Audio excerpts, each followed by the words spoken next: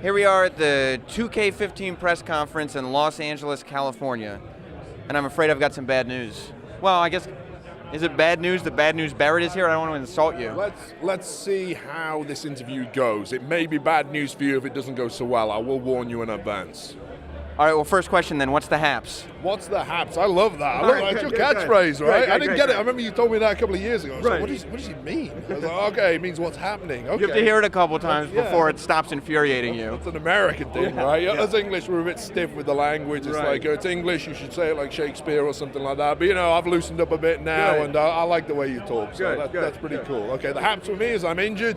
I'm rehabbing. Hopefully, I'll be back pretty soon. I'm working hard in the gym and stuff like that. I miss the WWE universe. I miss performing in front of our great crowds, and I'm aiming to be back very quickly. Do you know as soon as you get injured that it's happened? Like when you're out there, is it just like you hear a pop and you go, oh no? I've been injured to the point of surgery twice in my run with WWE. I broke my arm in 2012, and I tore some stuff in my shoulder a few months ago, obviously, both times on TV. And for me personally, literally the second it happened, I knew immediately, and that's usually my reaction's been pretty bad both times, with a lot of yelling and unfortunately a lot of cussing too. But it's very rarely through the pain. It's because kind of whenever it happens, it just goes very numb. But it's more the knowledge that, oh no, I'm out, I'm injured, it's going to be a surgery, and I know both times. In fact, as soon as the doctor came over to me with this one, I diagnosed the injury immediately, told him it was a separated shoulder, and I'm done. And we went to the back, he checked me out, did a load of tests, and then an hour later told me, you've got a separated shoulder. Okay, thanks. Yeah, I know. Should have had his job, right? Yeah. So yeah, it's one of those things that you just know. Now, do you have the confidence now, because you had to go through the process of being off TV and leaving with an injury, and you came back and you got over bigger than you've ever been, I think, with the Bad News Barrett character. Do you have confidence that, all right, I did it once, I can do it again? Or are you like, what do I have to do? Yeah, I mean, it's always a downer when things like injuries happen, especially when you're on a good run, which I felt I was on with the Bad News Barrett character. But, I mean, sometimes it can actually work in your favor when you go away from TV for a bit. It gives the fans a chance to miss you and not get fed up. I mean, overexposure is a real killer in the WWE. So sometimes you'll see a guy over and over and over again. And I've been in that position before where I've kind of been used as a guy who's gone out there every night and not been involved in any storylines and kind of just gone out and lost a ton of matches for months and months. And nothing causes apathy more than that with the fans. And once you get in that position where people just don't care about what you do, it's very hard to get out of that rut. So sometimes going away, letting people miss you, can actually work in your favor. So I'm not worried about being away for a little while at all. Obviously, I wish I was still on TV. I wish I was wrestling every week, but it's not in itself such a bad thing. How long does it take you to get there mentally? Like, if you go from cursing and being like, God damn it, I was doing so well, to, you know what, maybe it's not such a bad thing. That's not an overnight mental transition. Definitely not. After the initial injury, it's bad.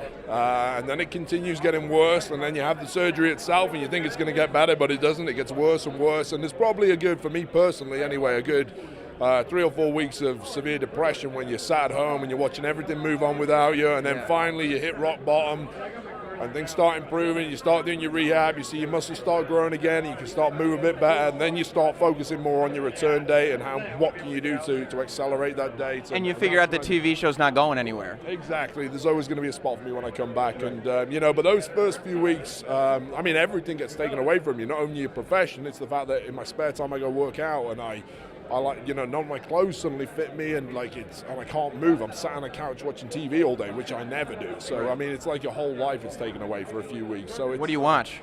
I was watching the greatest moments of the 90s, and I probably watched it 3 times in a row on repeat, and there's obviously 10 years, so they had 10 episodes. I must have watched each episode 3 times at least. And the interesting thing was it was actually an American show, so their memories of the 90s is completely different to my memories of the 90s in the UK. And so I learned a lot about American culture from that. Right, so, you educated yourself. Exactly, there you go. But that was kind of the only thing on my TV for a few days that I could bear watching. Just watching I Love the 90s over and over. Videos of like O.J. Simpson's chase and stuff like that. I just kept Monica Lewinsky and all this stuff. So yeah, it was pretty funny, it was pretty Monica Lewinsky. How do you feel about The Miz taking over as Intercontinental Champion? I probably feel the same way that the entire WWE universe feels about The Miz being Intercontinental Champion, which is obviously a lot of disappointment, I think is the word. I mean, you know, I felt like I had a pretty good reign. I was doing some good stuff. So for that guy to come and take my title when I didn't even get to defend it, and now he's walking around kind of tainting that legacy. I mean, if he still has the title when I come back, I promise you I'm going to be coming straight for him. Obviously, he's got a big match with Dolph Ziggler at SummerSlam.